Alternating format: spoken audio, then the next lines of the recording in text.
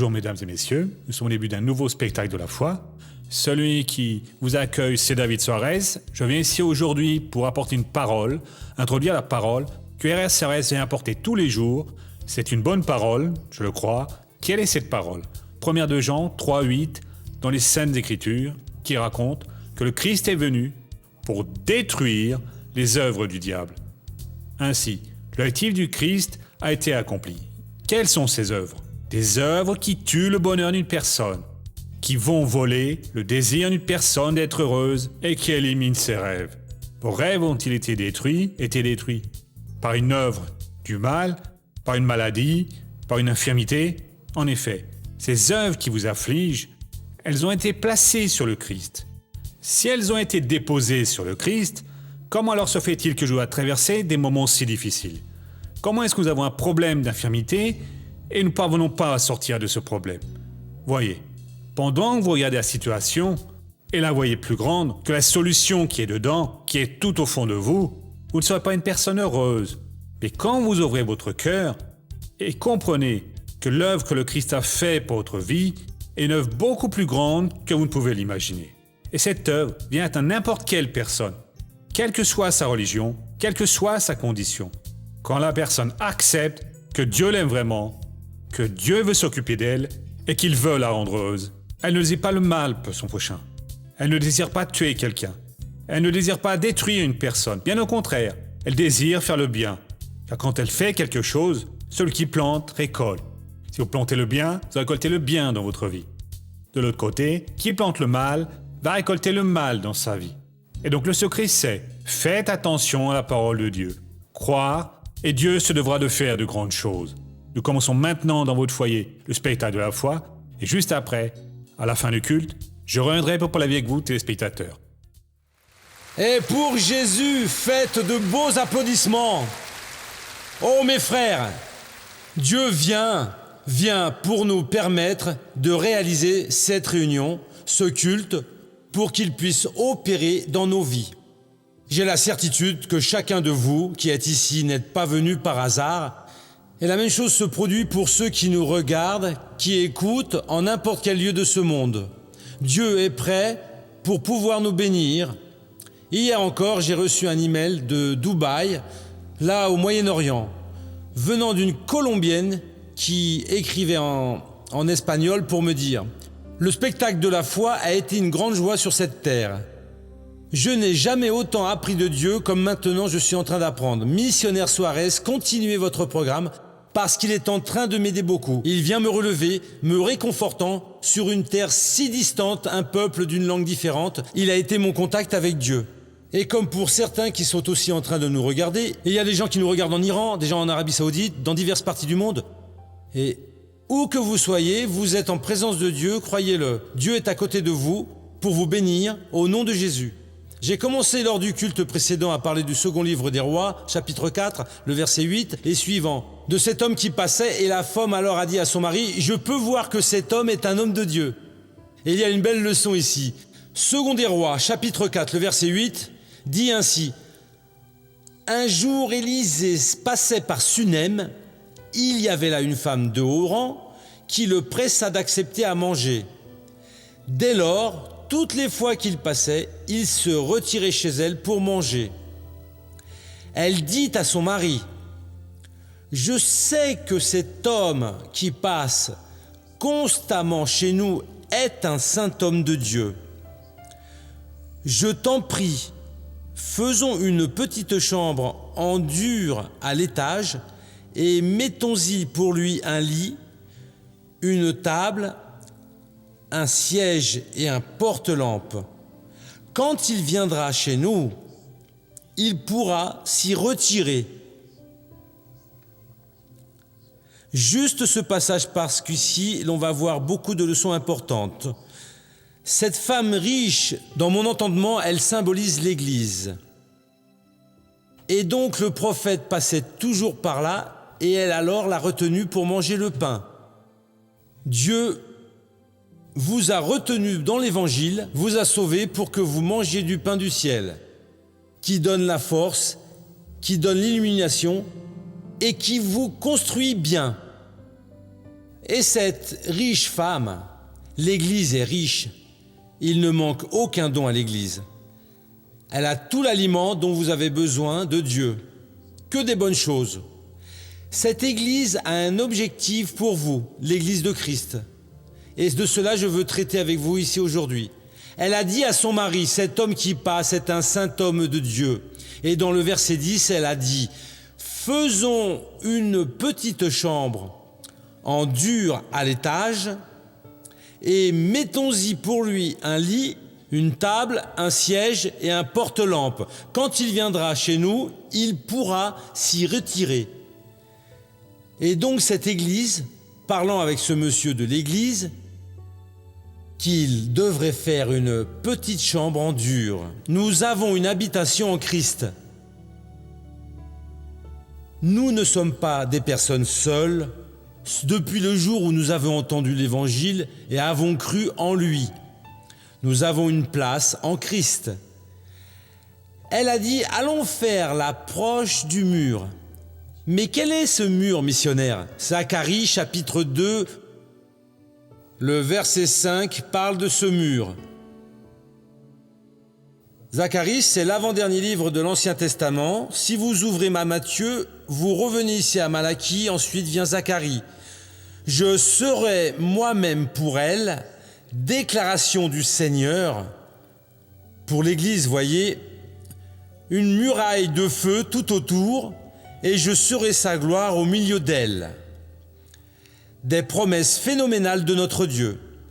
Ainsi, il a fait, il est ce mur de feu pour l'Église. Et l'Église, parlant avec le Sauveur, a dit, on va faire une chambre pour lui. Elle n'a pas besoin d'être grande. Mais la petite pièce avec Dieu est plus grande que n'importe quelle demeure de ce monde. La foi n'a pas besoin d'être grande. Si elle est comme une petite graine de moutarde, elle transporte déjà une montagne. Vous n'avez pas besoin d'avoir une compréhension totale.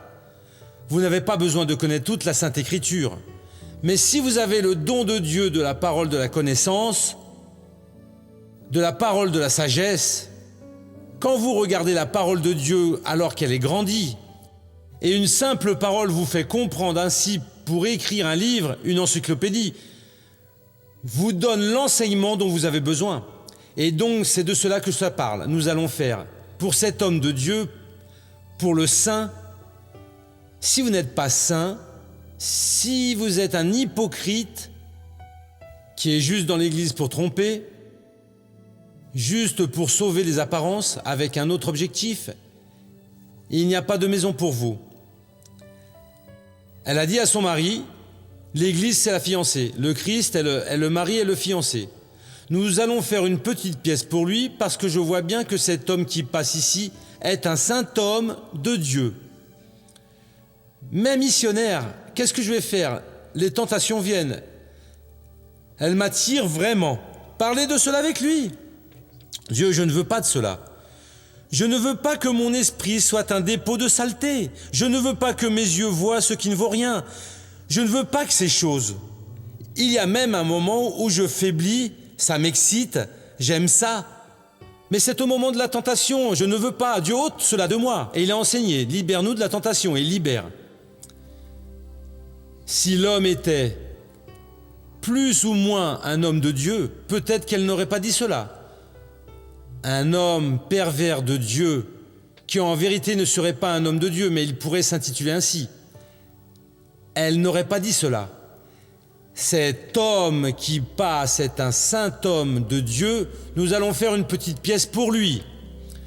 Mais ce n'est pas n'importe quel endroit, non, plus proche du mur de feu. Tout près d'où Dieu est en train de brûler, de protéger. Mon frère, notre habitation en Christ est très belle, est très importante. Cette compréhension que Dieu nous a donnée, c'est elle que nous devons habiter. C'est en elle que nous devons déposer toutes nos pensées, tous nos rêves, toutes nos volontés, cherchant là ce dont nous avons besoin. Elle est infiniment plus grande que n'importe quel compartiment de ce monde, petit seul en accord avec la grandeur de notre Dieu. Et donc on va le faire pour lui, et ça a été fait. proche du mur, proche de la protection de Dieu, où l'ennemi ne parvient pas à pénétrer. Il peut même parvenir à s'approcher un peu plus, mais pas de trop près, car alors il se brûle complètement. Parce que moi, dit le Seigneur, on revient ici à Zacharie, je serai moi-même pour elle, déclaration du Seigneur, pour l'Église, une muraille de feu tout autour, et je serai sa gloire au milieu d'elle. Et donc notre habitation, elle a été construite proche du mur de feu, proche du propre Dieu.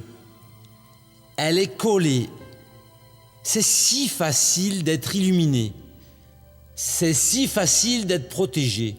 C'est si facile d'être guéri, protégé, d'être fortifié pour pouvoir faire l'œuvre de Dieu.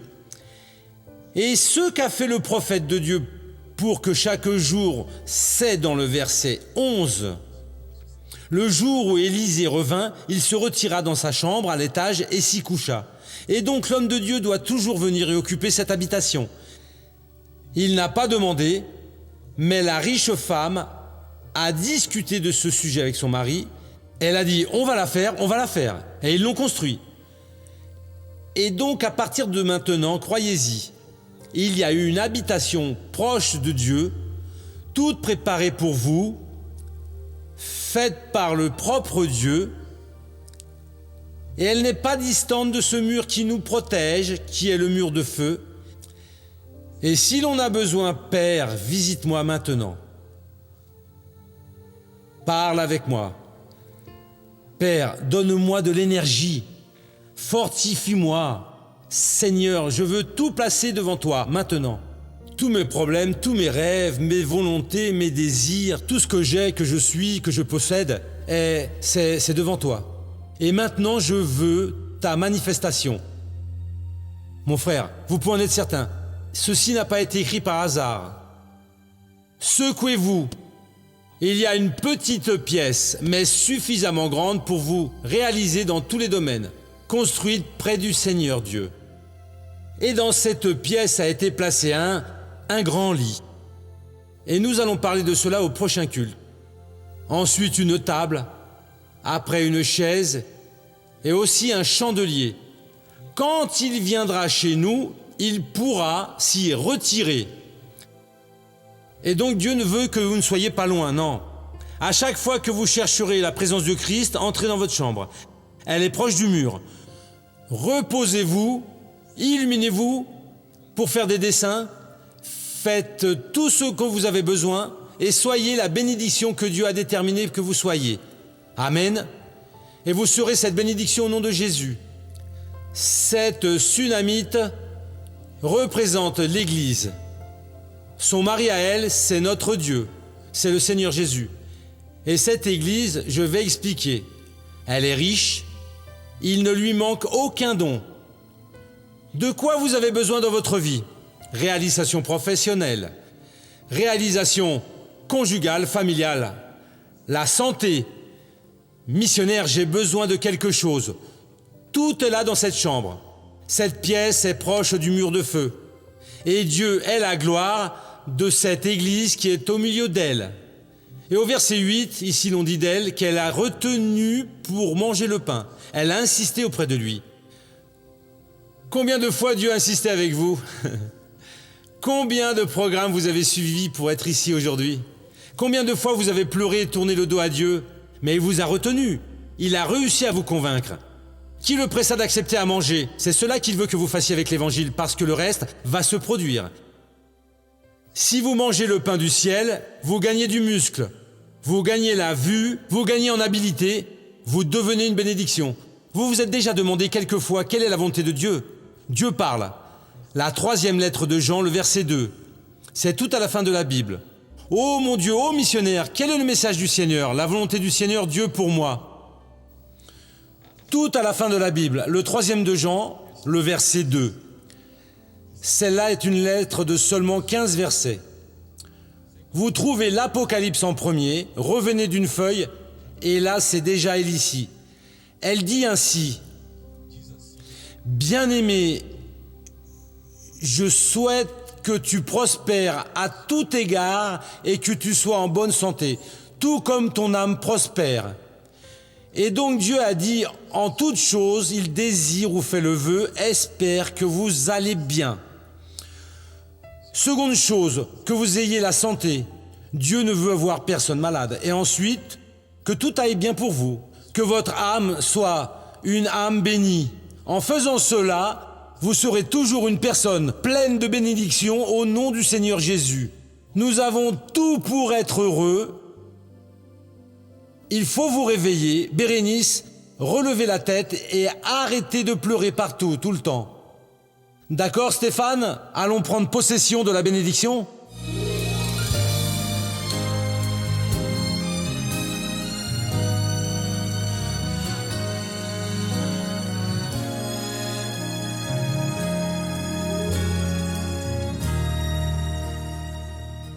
À l'âge de 7 ans, Lucilène commence à fréquenter une église évangélique.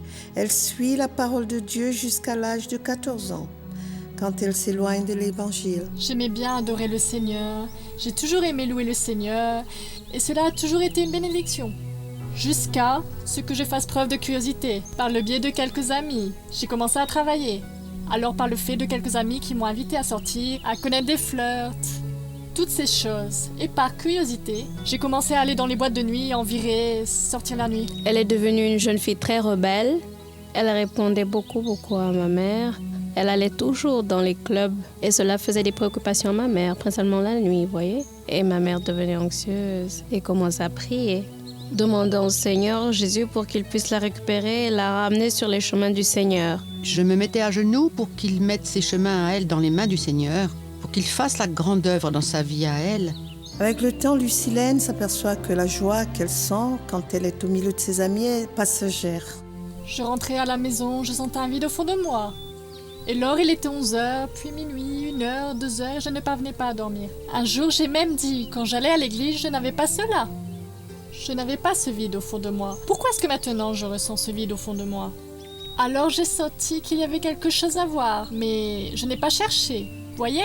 Parfois ma mère rentrait en chantant un certain hymne dans la maison, j'entendais les chants, mais cela ne touchait pas beaucoup mon cœur, parce qu'apparemment j'avais déjà fermé mon cœur à la parole de Dieu, et j'avais conscience que je devrais être dans l'église pour avoir une vie de bénédiction, sauf que je ne parvenais pas à y retourner. Vous savez, les balades, les choses, chaque fin de semaine c'était une fête différente. Aller apparaître de nouveaux amis, vous voyez? Allons à un tel endroit, mince, là ça va être super, vous allez voir. Et donc je sortais. J'y allais, mais quand je rentrais, j'étais triste. À cette époque, ma mère a connu le programme du spectacle de la foi, de l'église, de la grâce. Et alors elle prenait un verre rempli d'eau et mon chemisier et les mettait au-dessus de la télévision. Je demandais de la miséricorde en faveur d'elle, alléluia, gloire à Dieu, pour ses chemins à elle, oui. Et alors, quand elle arrivait, des fois, elle était plutôt en colère contre moi, vous voyez. Et je disais, oh maman, enlève mes vêtements de là. Vous voyez? Mais alors elle ne me parlait pas. Mais je n'aimais pas ça. Et elle regardait tous les jours le programme, oui, aussi dès que c'était possible, elle regardait. Et à la fin, je restais à grommeler parce que je n'aimais pas le missionnaire. Je regardais, j'avais de l'antipathie pour lui, je ne sais pas. Je n'aimais pas la façon qu'il avait de prêcher, de la façon qu'il s'exprimait. Et à la fin, quand il demandait que l'on parraine, vous voyez, je restais à grommeler. Lucilène est invitée à aller à un événement d'une église évangélique. Elle n'imagine pas, mais Dieu est déjà en train d'agir dans sa vie. Alors le pasteur a dit ainsi, voyez, le missionnaire va entrer, il va enregistrer le programme. Et vous, applaudissez le Seigneur Jésus bien fort car il va enregistrer. Amen. J'ai réalisé, j'ai regardé, j'ai dit quel missionnaire? Et soudain retentit la musique, je suis en train de suivre. Mince, alors j'ai commencé à pleurer et dit, je n'y crois pas. Je suis dans l'église de cet homme, je ne l'aimais pas du tout. Alors le missionnaire est entré, a fait le programme entier. Et à la fin, il a dit, vous qui ne m'aimez pas, qui sentez une empathie pour l'évangile, la parole de Dieu, vous voulez vraiment vous réconcilier avec Dieu? Alors je me suis pincée quand j'ai vu, j'étais au pied de l'autel, j'ai demandé pardon à Dieu. Et je suis entrée dans l'église de la grâce. C'est alors que Dieu a fait l'œuvre, il a complètement transformé sa vie. Ah, mais ça a été une grande merveille. Après 7 mois, j'étais déjà en train de monter une bande d'adolescents et j'ai été invitée à participer à la bande. Et ainsi, grâce à Dieu, j'y suis encore aujourd'hui. Lucilène, vous avez cherché la joie dans les fêtes et vous ne l'avez pas trouvée aujourd'hui. Cette joie est revenue dans votre vie? Revenue. Aujourd'hui, je ressens une véritable joie, une joie permanente, vous savez. Ce n'est pas quand je suis avec mes amis ou quand vous êtes dans le boucan, dans la pagaille, non. Aujourd'hui, j'ai reçu de la joie de Jésus, vous savez. Je suis toujours heureuse et je ne vis plus triste, je ne sens plus d'amertume, je n'ai plus de dépression. Aujourd'hui, je suis joyeuse parce que je garde Jésus dans mon cœur.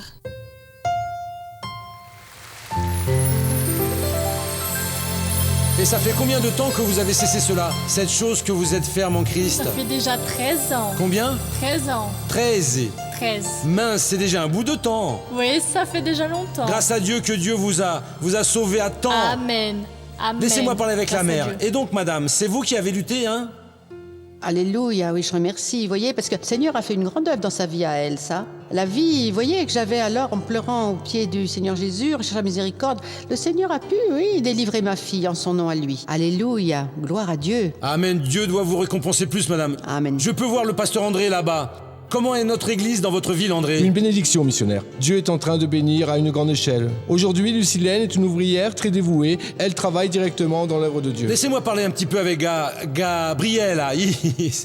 C'est Gabriella. Il y a une Gabriella ici. Et comment est-ce que ça va dans votre vie? Ah, c'est une bénédiction. Vous êtes ça, mariée depuis combien de temps, Gabriella? Ça fait 1 an. Oui, en fait, ça va faire 1 an, le 19 mai. C'est déjà fini cette allégresse du mariage ou ça continue? Non, c'est éternel. C'est éternel. Que c'est beau, on applaudit Jésus. Amen.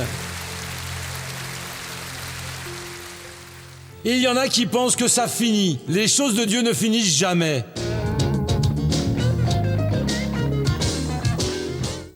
Si la Bible dit que le péché nous éloigne de Dieu, quand je pêche, Dieu n'entend pas ma prière. Voyez, Dieu entend tout. Dieu sait tout de tout. Et cela, il l'entend. Il écoute et peut exaucer. Et donc, quand vous péchez, Dieu ne peut écouter, ni même répondre à votre prière. Vous écoutez, agir en votre faveur. Il est clair que Dieu sait, vous êtes en prière, mais il est dans l'impossibilité. Car la tâche du péché ne le permet pas. Maintenant, si vous dites, « Père, j'ai péché, pardonne-moi, purifie-moi », il va retirer cette tâche et vous mettre dans cette petite pièce proche du mur où le prophète de Dieu doit toujours être. Seconde question. Qu'est-ce que c'est l'Arche de l'Alliance? L'Arche d'Alliance était un grand coffre fait avec l'objectif d'être alors une chose sacrée et vraiment très sacrée, très très sacrée. Il y a même des gens qui sont morts pour toucher l'arche sans pouvoir. Où était la présence de Dieu? Mais il n'y a vraiment aucun mystère. Elle symbolisait cette présence de Dieu parmi nous qui habite maintenant dans notre cœur. Laissez-moi faire une prière pour ceux qui sont à la maison, quel que soit le lieu à présent. Courbez votre tête et fermez les yeux. Mon Dieu, au nom de Jésus, je prie pour cette personne qui ne se sent pas bien au fond de son cœur. Il semble, ô Dieu, qu'il y a de l'air prisonnier dans son cœur. Et cette personne sent des à-coups. Une faiblesse, c'est une anormalité, Père. Et je te prie à présent, étends tes mains et arrache ce mal de là maintenant. Père, guéris cette personne. Bénis tout le monde de toutes les façons. Au nom de Jésus, je détermine la bénédiction pour cette personne, et cela pour ta gloire. Au nom de Jésus, Amen. Nous allons rester debout, nous entrons maintenant en prière. Nous allons parler très clairement, vous avez une quelconque anormalité dans votre vie, est arrivé le moment de la résoudre. Il s'agit d'une pensée, une question de désir. C'est physique, c'est financier. Chers amis, Dieu est ici pour résoudre tous vos problèmes. Courbez la tête et fermez les yeux.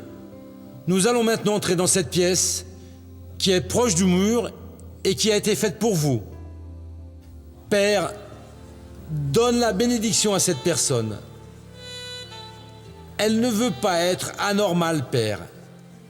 Elle ne veut pas de ce mal. Père, fais ton œuvre ici aujourd'hui. Nous sommes déjà de retour maintenant pour la fin de l'émission et je crois que vous êtes sortis différents du culte en ce jour d'aujourd'hui, car votre jour sera un jour meilleur. Pourquoi? Parce que vous avez appris que le Christ a fait une grande œuvre pour vous. même si vous n'en voulez pas, même si vous ne m'aimez pas, elle est faite. Le fait qu'une personne ne veut pas ou n'aime pas quelque chose ne va pas diminuer le pouvoir du Christ.